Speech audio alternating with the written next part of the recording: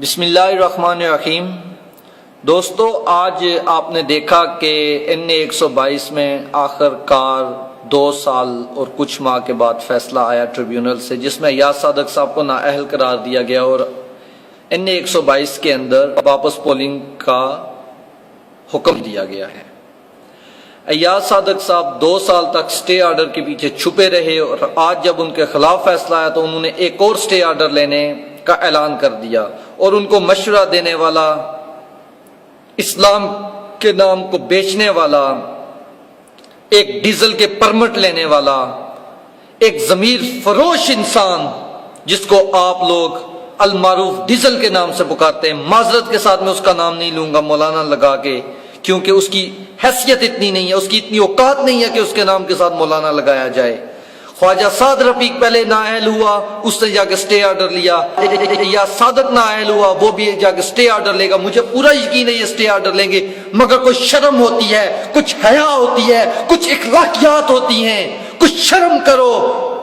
2 سال تک تم سپیکر بن کے بیٹھے رہے اور تم صرف ایک جعلی سپیکر تھے۔ تمہیں شرم آنی چاہیے یا صادق، تمہیں کچھ حیا آنی چاہیے، ہمارے اندر کچھ اخلاقیات ہونی چاہیے، بے غیرتی کی بھی کوئی حد ہوتی ہے۔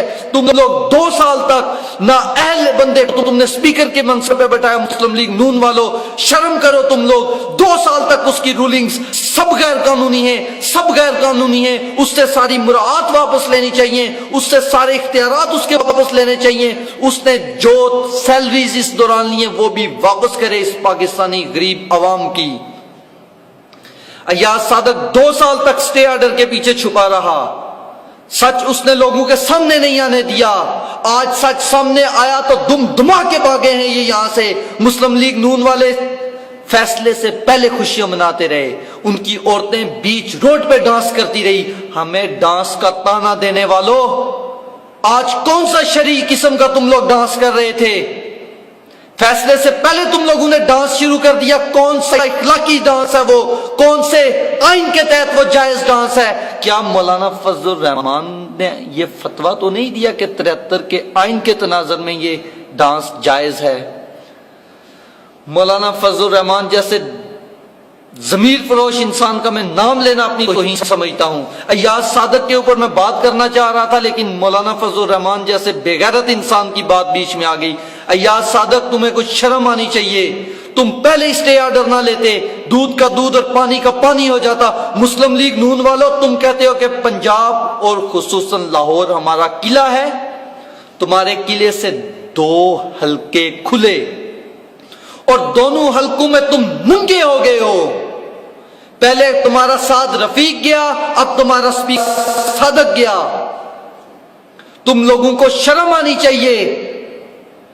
سٹے آرڈرز کے پیچھے چھپنے والوں، ہمت پیدا کرو، شیر بنو۔ اگر خود کو شیر کہتے ہو، کاغذی شیر ہو تم لوگ، شیر ہو تو آؤ مقابلہ کرو ہمارے ساتھ لاہور کے اندر۔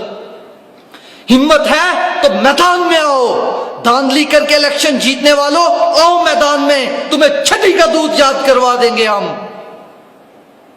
دھاندلی کر کے الیکشن جیتنے والوں، تم اس قوم کے بھی مجرم ہو، تم پاکستانی ریاست کے بھی مجرم ہو۔ تم نے قانون کے ساتھ کھیلا ہے، تم نے قانون کو اپنے گھر کی لونڈی بنا کے رکھا ہوا ہے کہ جب چاہے جدھر چاہے اس کو استعمال کر سکو۔ شرم کرو تم ایاز صادق، شرم آنی چاہیے سعد رفیق کو، شرم آنی چاہیے خواجہ آصف کو جو سپریم کورٹ میں جا کے چھپا ہوا ہے۔ خواجہ آصف، شرم کرو، حیا کرو، اخلاقیات حاصل کرو۔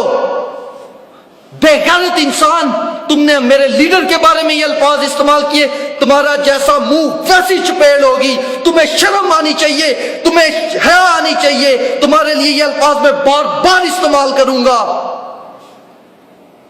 تم اسمبلی کے فلور کے اوپر بکواس کرتے ہو میرے لیڈر کے بارے میں، تمہارے اندر اتنی اخلاقی جرت ہے تو بولو کہ میرے ٹرائیبیونل میرا فیصلہ کرے، تم جا کے سپریم کورٹ میں چھپو مت۔ تم نے ایسی بازارو قسم کی زبان استعمال کی کہ تمہاری جیسی شکل ہے، میرا دل کرتا ہے تمہیں بار بار انہی الفاظ کے ساتھ تمہارے منہ کے اوپر تھپڑوں کی بارش کروں۔ ایک دفعہ پھر کہتا ہوں، خواجہ آصف، خواجہ سعد رفیق، ایاز صادق، نواز شریف، شہباز شریف، اسحاق ڈار، تم سب کو کہتا ہوں ہوں، شرم کرو، حیا کرو، کچھ اخلاقیات سیکھو، کچھ ایتھکس سیکھو. اور اگر ہمت ہے تو این اے 122 میں، این اے 125 میں الیکشن کرواؤ، اسٹے آرڈر کے پیچھے مت چھپو، آؤ مقابلہ کرو، پتہ لگ جائے گا دودھ کا دودھ اور پانی کا پانی. پاکستان زندہ باد، عمران خان زندہ باد، پی ٹی آئی زندہ باد. شکریہ دوستو.